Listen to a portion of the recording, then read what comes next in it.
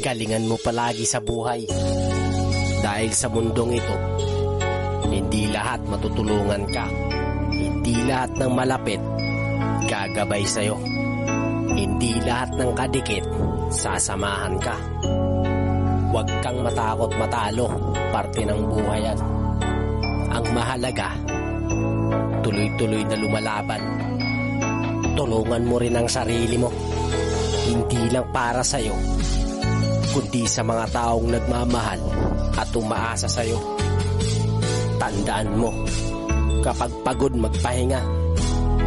Kapag hindi na kaya umiyak, tapos laban ulit. Ganyan talaga ang buhay. Tatagan mo palagi sa hamon ng buhay. Lakasan mo ang loob mo.